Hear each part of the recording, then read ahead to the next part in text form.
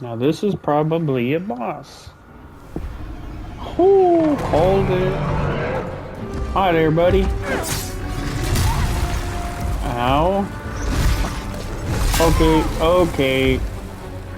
Wow.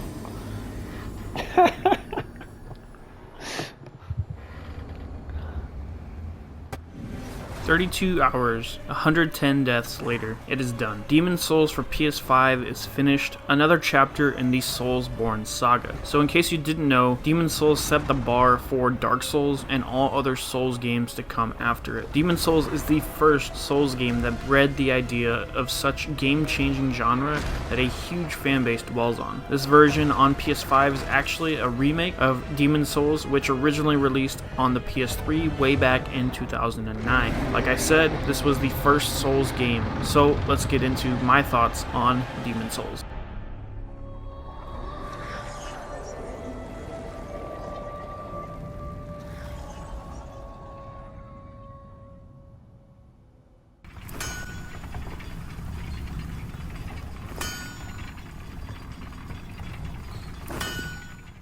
First, we will start with the good. What I think this Demon Souls did very well was not being a remaster of its predecessor, more like a rebuilt version of it. I did play Demon Souls on the PS3, but I never beat it. So in the beginning parts of the game, I could draw a lot of parallels based on my memory of before. But because of the graphics of the PS5, the cinematics, and overall aesthetic of the game, it really feels like a new creation. If you have played this before on the PS3, everything will play out exactly like you remember it. But for a new player, enjoy the experience. The player experience is something I think this game did very well. Now granted, this is a Souls game, so of course, if you're not used to these types of games, it's going to be a challenge. But Demon Souls, being the starting point for this series, did a good job teaching the player indirectly. There's a couple overall lessons I think this game teaches you in sort of an unorthodox way.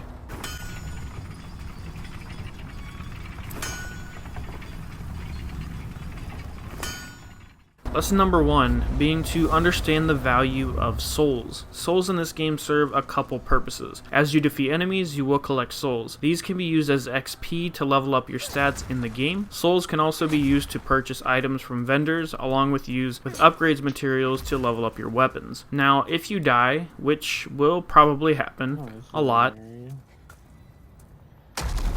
Oh no. Oh no, are you kidding me?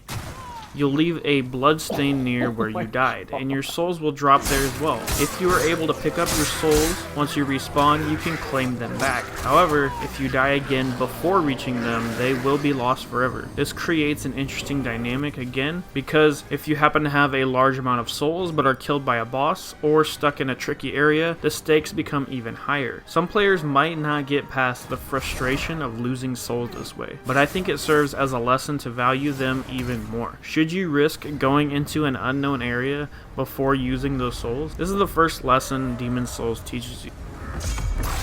The other enemies.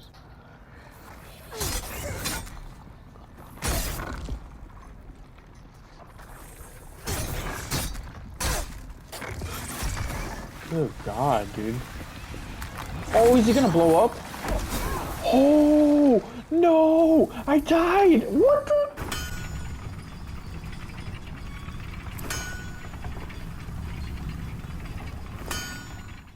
Lesson number 2 being to know when you are outmatched. This game does not have any sort of in-game direction, guidance, or tell you even where to go. It's really up to you. The worlds are set up in a way you could technically do them in any order you'd like. So if you enter a world and are finding it especially challenging, and you don't know how to get past either an area or an enemy or even a boss, you can always leave that area and come back to it. Some bosses are optional, along with levels being able to be cleared in any order. The enemy levels do scale, so if you find yourself outmatched, either by getting one-shot or bullied by swarms of enemies, or maybe even poisoned without the items to cure it, you can always leave, level up some, or get some better gear before returning to that area, and that's perfectly okay.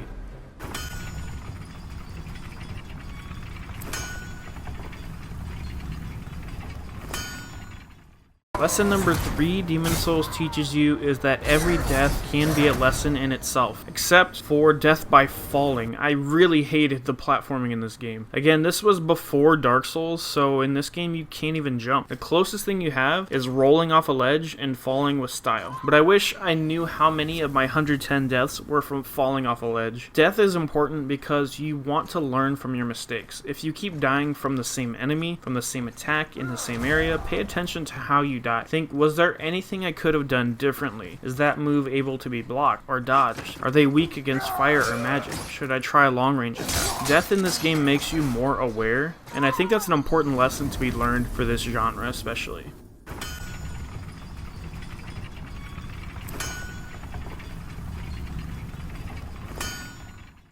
Now, this wouldn't be a proper review without also talking about what I didn't like about Demon Souls. You heard it earlier, platforming is my number 1 complaint in this game. Healing would be my number 2. There was a moment in the tunnels trying to get to the Flame Lurker boss where you had to make your way down this pit with ledges to roll off to the next one. Keep in mind, you take fall damage as well each time you fall from too high up. The other issue being, healing in the beginning of the game is way too scarce. Your healing comes in the form of consumables, unless you choose a faith build that allows you to use spells and consume magic to heal. Both are being used just to fall down into a hole just to get to where you're going, so by the time you actually do get to the boss, you've used a good amount of your resources. I know both of these complaints have eventually been fixed in other Souls games, but for Demon Souls, both of these combined as an issue were a no-go for me. My other big complaint, which Souls games are infamous for, would be not explaining what things are or what they do. As you defeat bosses or save NPCs, you'll earn a tendency for that world, whether white or black depending on if you did good deeds or bad. Something else the game doesn't tell you is what attribute bonuses are and what they mean. The game doesn't explain any of this to you. As you look at your stats, they do tell you what each stat does, but the game doesn't tell you that your stats can affect your weapons in both a positive and negative way. For example, I got this dragon sword somewhat early on which deals fire damage. I was doing really well, until I started putting stat upgrades on strength and dexterity and realized that these weren't actually increasing my weapon damage. That's because this specific sword doesn't have any stat bonuses. Once I found that out, I switched my weapons with a scimitar that does bleed and scales with dexterity, and ended up being what I use for most of the game. These are all things that the players should know, so I just wish they would do a better job explaining this,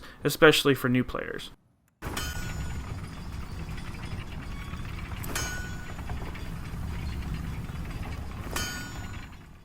The one great thing that stands out above the rest in Demon Souls, in my opinion, was the world building. The ability to set the stage and have the player work around so naturally and make smart use of the play space was awesome. For example, in Demon Souls, there are no checkpoints. There's no bonfires yet. Those came later in Dark Souls. All there is Archstones, which will teleport you to Nexus, which is like a central hub, but you only unlock those once you defeat a boss. So you know, as soon as you spawn into a new area, you'll have to fight your way to a fog wall, defeat the boss on the other side, come out victorious, just to be able to teleport back to the Nexus. But in a lot of areas, they have you backtrack because as you pull levers, pull switches, turn on elevators, you unlock shortcuts to get you even closer to that fog wall. So that way the next time you die and respawn, you won't have to travel as far to get to that boss. I think the first area does a really good example of this. As you approach the gate, there's a path on the left. There's a huge gate straight ahead of you that's closed where the boss is, and there's a path on the right which has stairs and a locked door. You start by going to the left, eventually work your way around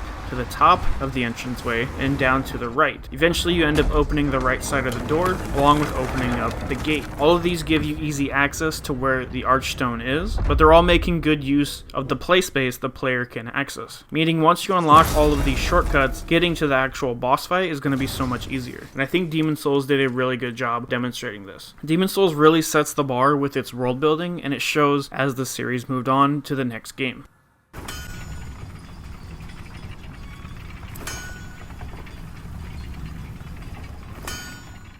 Overall, I was really impressed. I really enjoyed this game and this playthrough, and it's actually made me want to continue playing the remaining Souls games and others like it. Let me know your guys' thoughts on Demon Souls. Have you played it, and where have you died the most? Let me know in the comments section down below. Thank you so much for watching, and if you did enjoy this Demon Souls review and you want to see more like it, be sure to support me by clicking that subscribe button. It's free and easy to do. You can catch me live over at twitch.tv/SpeerGaming. I'll be working on getting platinum for this game before moving on to the next game I cover. Thanks again for watching, and I'll see you guys in the next one.